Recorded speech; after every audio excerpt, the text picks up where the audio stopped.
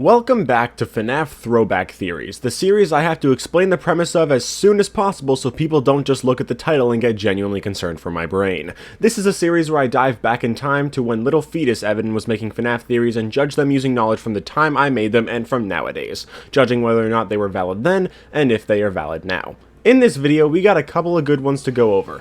We got one theory about FNaF 2 that I actually remade about a year and a half ago, a theory about FNaF 3's less popular characters, and a theory about Glitchtrap and his appearance. So without further ado, let's get started.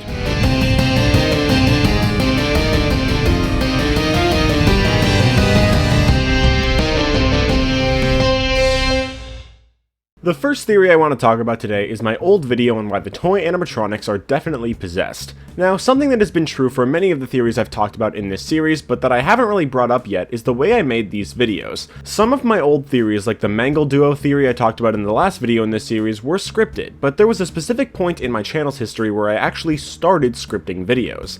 That means there was a time in my channel's history when my videos were not scripted. This was a very, very dark time. I often got comments about how I kept stuttering and saying stuff like and over and over again, and while usually I don't actually rewatch the old videos when I make these videos, I sometimes do, and it's so hard to watch that I usually just stop like 2 minutes in. Oh, did I say watch? More like listen, because there wasn't really ever anything to look at. I don't edit my videos super egregiously nowadays, usually just having FNaF gameplay in the background and showing images on the screen that are relevant to what I'm talking about. And since I remade that toy animatronics theory video like a year and a half ago, I've been putting more work into it, but it's still not as professional as like game theory and all that. But it still takes a while. But back then, I literally didn't edit, like, at all. This is the thumbnail for the video.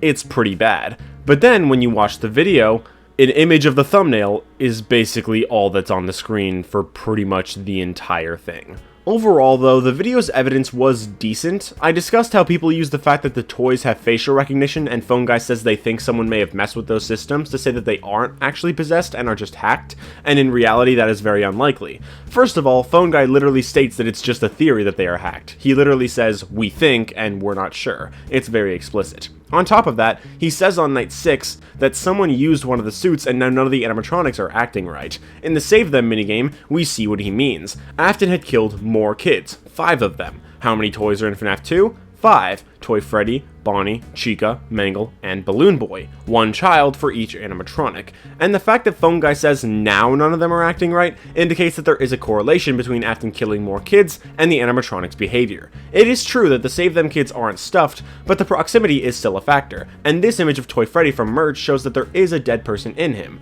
This depicts it as literal, but it can very well mean there's just a spirit in him. Others point out the toys being built using parts of the Wizards, indicating that they are just possessed by fragments of the original missing kids. However, I pointed out in last year's video on the topic that what Phone Guy says in the game doesn't actually imply that at all. He says they started retrofitting the old animatronics with some of the new technology of the toys, but they were ugly and smelled bad, so they decided to go in a completely different direction. He isn't even saying anything about the toys themselves. He is quite literally saying that they were going to use the Wizards for the FNaF 2 location and tried giving them facial recognition softwares, but decided they should go in a completely different direction, as in not use the Wizards at all. In the comments of my remake of this theory, other people were quick to point out the FNaF 2 teaser with Withered and Toy Bonnie that says something borrowed, something new. But I don't really see what the point here is.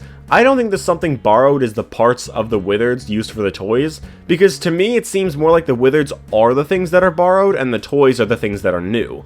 The toys having parts from the Wizards isn't so much borrowing as much as just taking, and I'm not going to sit here and say that I have a definitive explanation as to why the Wizards are being borrowed outside of possibly meaning they're being borrowed from the first Freddy's before that building gets them back for FNaF 1, but I also just think the toys having parts of the Wizards makes less sense, and even if they do, that doesn't by any means prevent the Save Them kids from possessing the toys, especially since there's 5 toys and 5 dead kids, and there's no reason to believe these dead kids in the location with 5 unpossessed animatronics just disappear for no reason. Some people say that those kids are actually just the missing kids, but that's not possible, as by this point in the timeline, the missing kids are inside the Wizards. And if they're not inside the Wizards right now, then that means that Fazbear Entertainment has found the bodies and has just scrapped them. There's no reason for them to be surrounding the location, and if they were, then they probably would have been actually found by the police if not by Fazbear, then Afton probably would have been arrested because he was the prime suspect and only didn't get convicted because they couldn't find the bodies. So if they find the bodies now,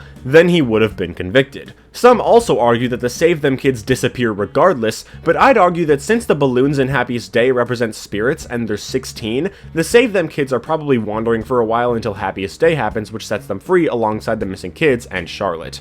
The next old theory of mine that I want to discuss is the idea that the phantom animatronics aren't hallucinations, but rather the original spirits of the missing children. First of all, the phantoms appear in both Ultimate Custom Night and FNaF VR, indicating the player of FNaF 3 was not the only person who saw the phantoms, and therefore they can't just be hallucinations.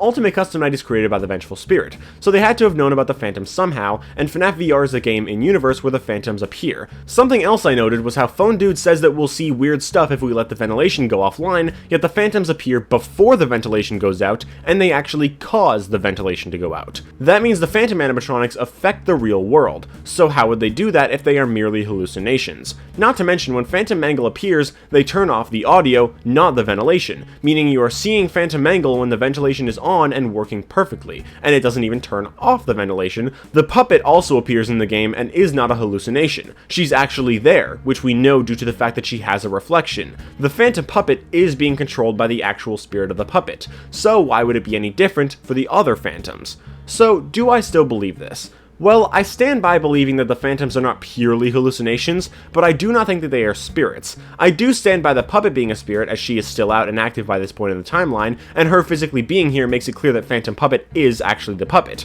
But the other animatronics are only here as their shells. They aren't possessed anymore, the spirits now being in the fun times. So if the phantoms aren't spirits, what are they? There's two options, one being much more likely than the other. Either A, there is leftover agony in the shells that are giving you hallucinations, or B, the phantoms are caused by the agony of Springtrap. In the Fazbear Fright story What We Found, Hudson, the guard at Fazbear's Fright, meets Springtrap. The agony from Springtrap then causes Hudson to go through hallucinations pertaining to his past. In FNaF 3, we are also going through hallucinations of animatronics from the past, not only implying that we play as Michael in all the first 3 FNaF games, but also implying Springtrap created the phantoms, whether intentionally or not. The agony causes us to see things and also affects the ventilation, allowing the phantoms to cause system errors through agony.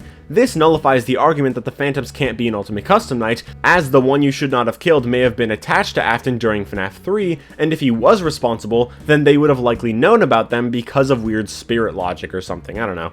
It also isn't too problematic for the phantoms to be in FNaF VR, since it's entirely possible Mike just reported what happened. Since he is the security guard at Frights, I wouldn't even be surprised if he was interviewed for the newspaper we see at the end of the game, though people probably would have thought he was crazy if he brought up the phantoms. But it would create inspiration for Fazbear Entertainment to make the in-universe FNaF 3 game, or Steve depending on whether you believe his games were the ones we play or not.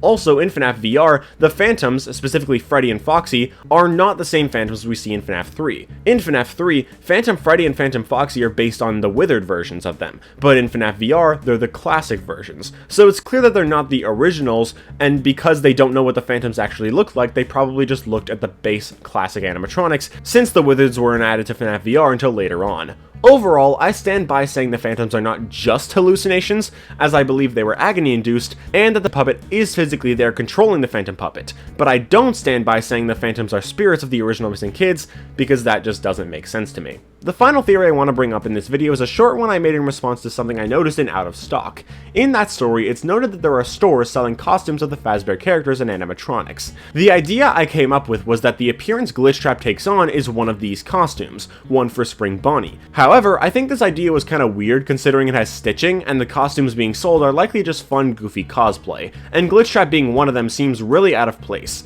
But at the same time, I strangely wasn't even that far off. In the more recent games and stories, we've learned that Fazbear Entertainment originally just used costumes until they rebranded with fully fledged animatronics and Springlock suits. In the Fredbear's Family Diner posters from Security Breach, we see that Spring Bonnie, or technically just Bonnie at the time since Springlock suits didn't exist yet, is designed much more similarly to Glitchtrap. This is something I discussed in my theories on Fredbear's Family Diner. Essentially, there are two different spring Bonnies. One is at Fredbear's, the one that is much more similar in design to Glitchtrap, and we see its head in the supply closet in FNaF 4, and the full animatronic is likely the repaired version of Scraptrap.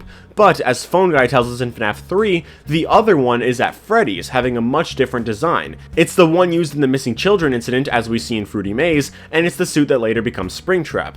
Glitchtrap was the costume used at Fredbear's before the Springlock suits were created, sharing the same general design as the Springlock suit that came after, but still being merely a costume rather than an animatronic. Since the mimic is Glitchtrap, it is likely that it adopted this design for its Glitchtrap appearance due to the lack of information on the yellow rabbit, and associating it with the one that existed at the time it was created, rather than the one that becomes Springtrap, since Springtrap is green, not yellow, so it was difficult to put the pieces together. Anyway, that's all I wanted to talk about for this video. I hope you guys enjoyed. If you did, make sure to leave a like and subscribe if you want to. I'm not sure whether the 6th video in this series will be in the super near future or in like 5 years, considering the last one was like a year ago. I have a total of about 15 videos planned for this series, and I think I'll stick to that, not do any more or less, whether they all get done this year or in a few decades, assuming my channel even lasts that long.